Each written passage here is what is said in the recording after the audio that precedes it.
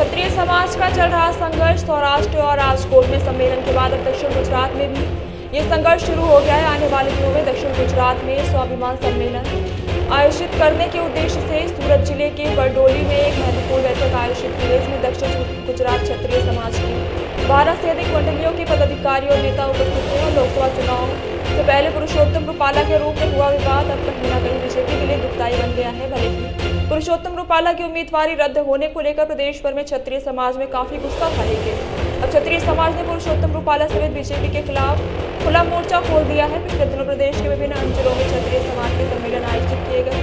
ये संघर्ष इस सम्मेलन के विभिन्न क्षेत्रों से होते हुए दक्षिण गुजरात तक भी पहुंच गए और इसी संघर्ष के तहत सूरत जिले के बारडोली राजपूत समाज भवन में क्षत्रिय समाज की एक अहम बैठक आयोजित की। जय माताजी, हूँ अमितसिंह चावड़ा, ट्रस्टी बारडोली विभाग राजपूत समाज ट्रस्ट। जे प्रमाणे अमारी गुजरात राज्य राजपूत संकलन समिति द्वारा जे प्रमाणे हवे लड़तनी शरूआत करवामां आवी छे, जेना भागरूपे गत दिवसोमां पण राज्यना विविध झोननी अंदर क्षत्रिय स्वाभिमान सम्मेलन योजाया था। जेना भागरूपे दक्षिण गुजरात में आवनारा दिवसों में एक मोटू स्वाभिमान सम्मेलन योजाय।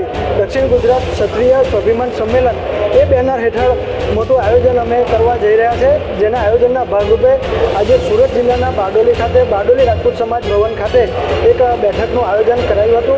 दक्षिण गुजरातना विविध क्षत्रिय समाजना जे 12 जेटला मंडळो छे ए मंडळना આગેવાનો તેમજ સમાજના अन्य આગેવાનો સાથે એક અમે અહીંયા બેઠક કરી હતી અને કયા પ્રકારનું સંમેલન કરી શકાય અને કયા પ્રકારનું આયોજન કરવામાં આવે એ આયોજનના ભાગરૂપે જ આ એક બેઠક હતી। આવનારા દિવસોમાં સ્થળ સમય અને તારીખ નક્કી કરીશું અને વહીવટી મંજૂરી સંમેલનને મળી જાય ત્યાર પછી અમે કાર્યક્રમને અંતિમ ઓપ પણ આપીશું। એટલે ખાસ કરીને દક્ષિણ ગુજરાતનું એક મોટું ક્ષત્રિય સંમેલન અહીંયા યોજાય એના માટે જ એક અમારી એક આજે અગત્યની બેઠકનું આયોજન બારડોલી મુકામે કરવામાં આવ્યું હતું।